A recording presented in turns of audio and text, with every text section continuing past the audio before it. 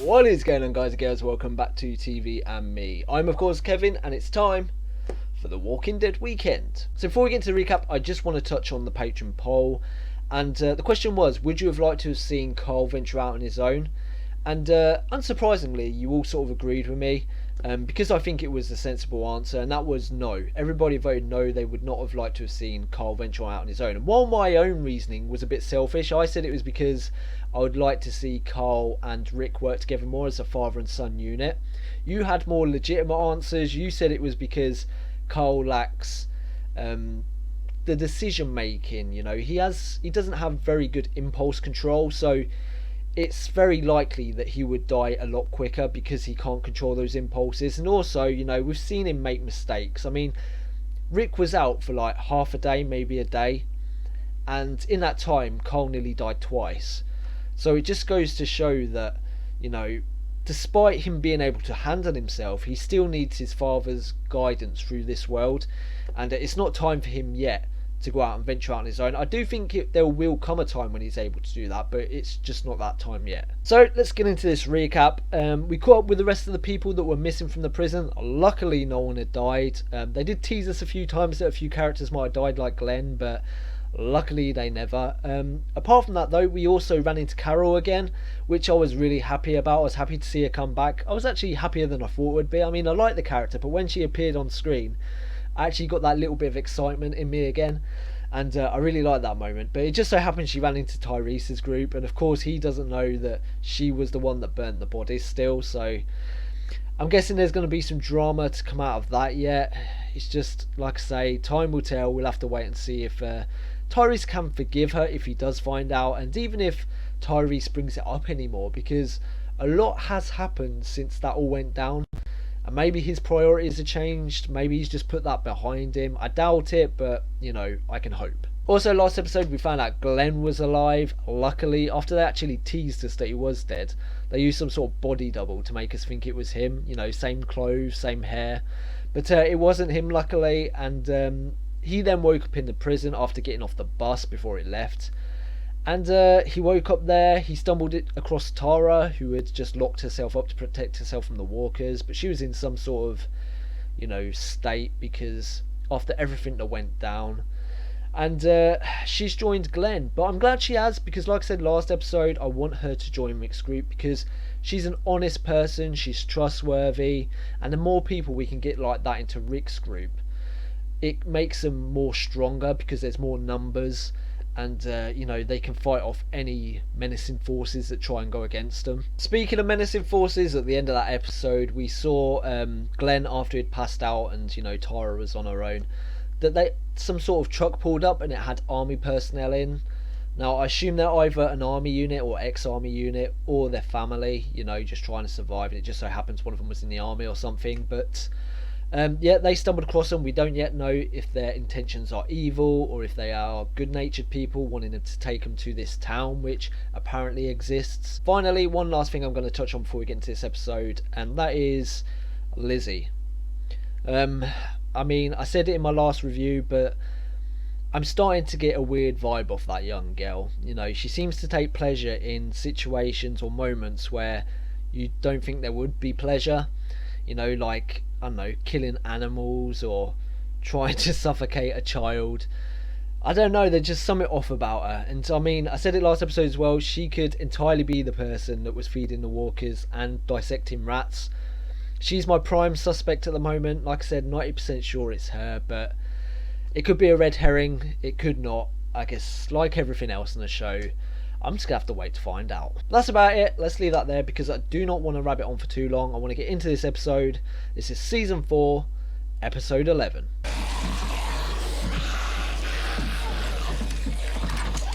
Do not fire that weapon!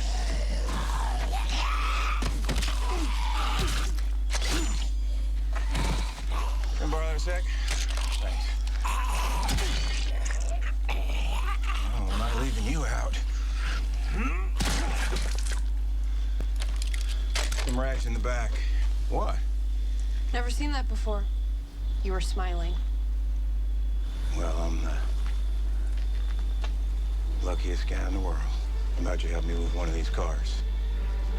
We got some miles to go. Well, he seems okay. I mean, yes, he was smiling while he was killing walkers, but at this point, that's not unusual. We've seen characters do it before, but you know, he seems alright. Seems like he's trying to be some sort of Rambo type, but we shall see. No, I can't be his father and his best friend. He needs you. I know that's a lot to throw at you, so if you're ever feeling like you need a break... I'm done taking breaks.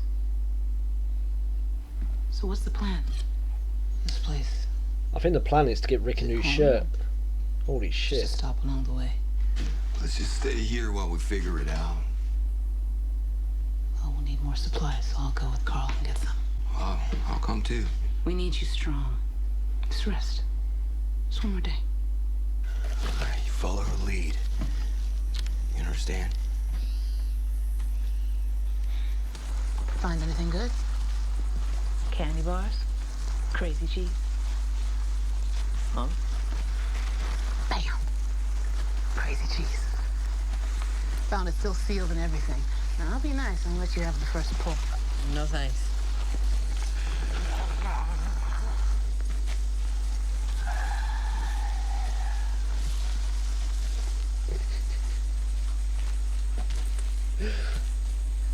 I'm not very good at making boys your age laugh. I was laughing. Inside. Toddlers find me funny. 2, 3-year-olds. I had a 3-year-old son. Shit, she's He telling happened to someone. find me extremely funny. Why did you ever tell me you had a kid? What was his name? Did you have any others? Were you married? I'll answer. One question at a time. One room at a time. And only after we've cleared it.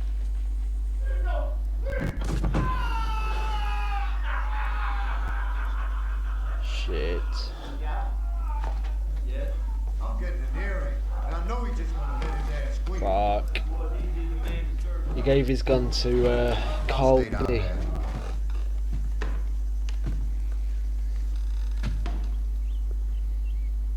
Wait for it.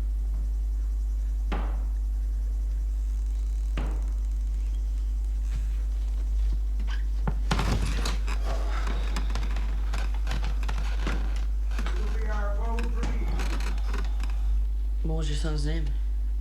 His name was Andre Anthony. Did you have any other kids? Rules of the game, my friend. Did you? One was enough for me.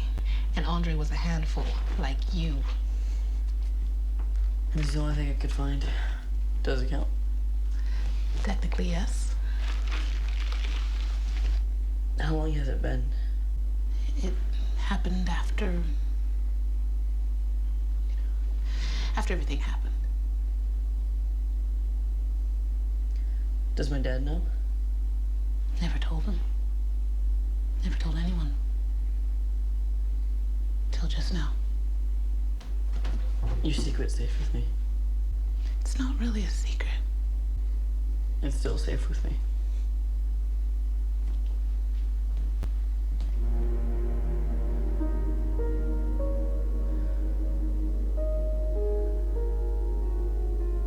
Oh shit.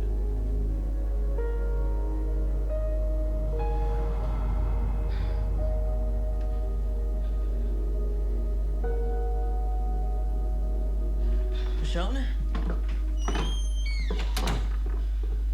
Everything okay? Yeah, it's fine. There's a baby in there.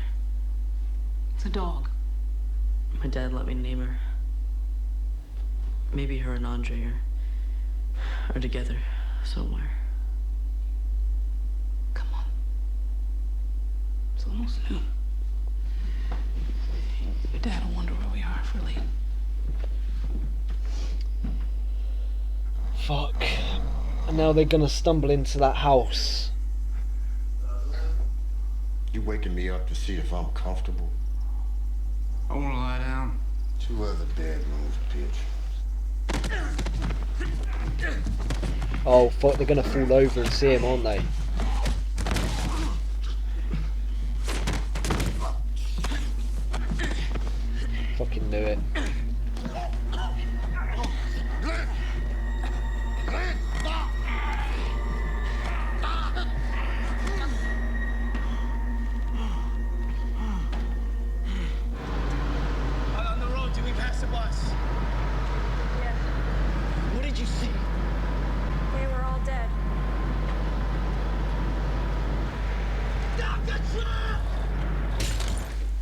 hell are you going?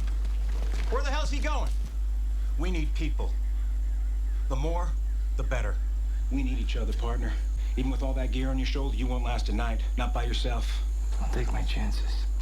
I'm gonna have to insist that you hold the hell up. Believe it or not, the fate of the entire damn human race might depend on it. I'm Sergeant Abraham Ford, and these are my companions, Rosita Espinosa and Dr. Eugene Porter. We're on a mission to get Eugene to Washington, D.C. Eugene's a scientist, and he knows exactly what caused this mess. You've been talking to the muckety-mucks in Washington on a satellite phone. The past couple weeks, nobody's been picking up on the other end. And we saw how you handled those corpses back there. We could use your help. Sorry. And there's zero chance you will ever find your wife again, alive or dead. Mainly because, sorry to tell you, she's gone. No need for you to die, too.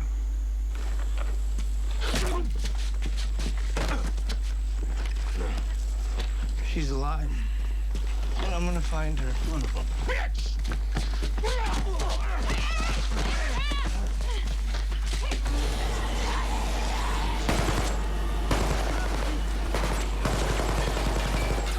Jesus fucking Christ, what is that guy doing?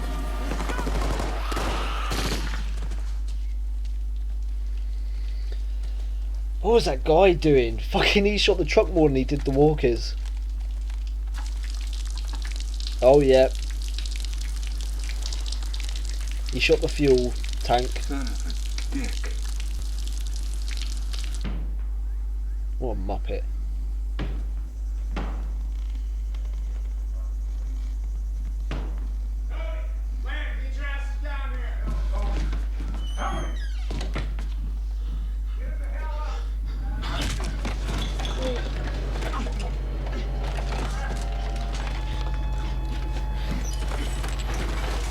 Oh, fuck.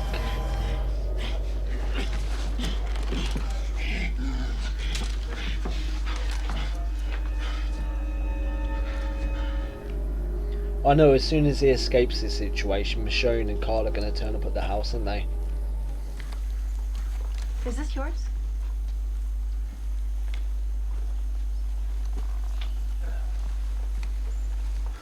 Hope you guys make it to Washington. Wait for me. That way's clear. Who knows what's north? We'll find another vehicle. We'll go with them until we do. Trust me, I'm smarter than you. That guy is so awkward. Fuck, I knew it. Shit. Now he's got to act. He's got to do something. Balls to the wall time, because they are not going to play nice. Son of a bitch. Fucking hell, talk about timing. Oh shit, they're on the train tracks. Do you think they'll meet up with Tyrese? What do you think? Let's go.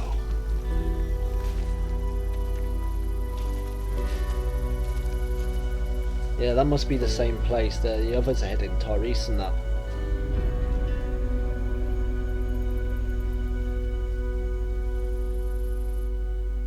There we have it, ladies and gentlemen, episode 11. And this was actually quite a slower episode. Not much happened in it, to be honest, not a lot to talk about. And the biggest thing I did take away from this episode, though, is probably that I'm quite enjoying this new trio we've met. I wasn't sure at the end of the last episode whether they were good people or bad people, but it seems like they're people with their heart in the right place.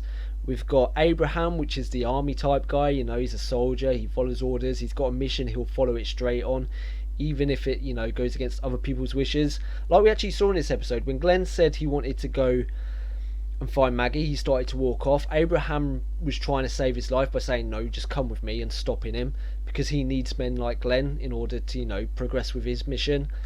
But they came to blows, and even though I like Glenn, I really like Glenn, I understand where Abraham was coming from, trying to stop him from going forward. So I don't blame him. I mean, Glenn hit Abraham first, so I understand why Abraham fought back. And yeah, like I say, they seem like good people. Rosita seems nice. She seems like she's caring. She picked up Glenn's photo and gave it to him, and she seemed to have a look of concern on her face. And also, I think his name's Eugene, the scientist guy. I mean, he's a bit awkward. He seems like a strange character. I can see that he's going to bring me a lot of laughs from the way he acts, the way he walks. He's sort of like upright and straight and sort of walks awkwardly, but you know, he seems like a good character. And Abraham actually said that he had a cure, or he knows what caused the virus. Whether or not they've got a cure or not, I don't know, or he knows of a cure, of a way to cure it. That's something I guess we've got to find out. But I mean, they seem like good people, like I say, and I'm glad they've gone with Glenn and Tara, because they're capable. We saw that with Abraham when he was killing those walkers, and even though he did it with a smile on his face, I'm pretty sure that, you know, it's got to the point in this world where if you're killing walkers all the time, you may as well have a bit of fun with it, because whether you're crying in despair while doing it, nonchalant about it, or you're really joyful about it, it doesn't really matter at this point, because the job's got to get done. As long as you're not doing it to humans or animals or stuff like that, then at this point, I know at the beginning of the season I used to say it was a bit weird if somebody was smiling or joking while they were killing walkers, but with my mindset changing over the seasons, you know, I've become more adapted to the world they're living in. I'm starting to realise that they're seeing these walkers as not humans. They're not even animals. They're just things. They're corpses. They're dead anyway. Whether or not this Abraham and Eugene character have got a cure, or it's just some ruse in order to get more people to join their group, I don't know. That's something, again, we're gonna have to find out later down the line. But I feel like I can trust these characters. Like I say, I feel like they're honest people. Their hearts are in the right place, and they're just a bit militant about how they behave. You know, they're just trying to get through the world. They're acting as soldiers in order to survive, which is the right thing in some cases. And hopefully they don't turn out to be bad people just pretending to be good people. If they've got a mission to save the human race, I just hope that they don't choose to sacrifice people along the way, i.e. Glenn or Tara, in order to make their mission carry on going forward. So actually, I think the patron poll will be on this topic this week, because normally my patron questions are normally really serious and hard hitting, whereas this week I'm going to have a bit of fun, and the question is going to be, who made the best first impression to you? Eugene, Abraham, or Rosita? Three characters which come across as good people, and I think it'll be interesting to see who you started to like first out of these three from this episode. I want you to just base it on this episode when you first saw it, if you can remember that far back.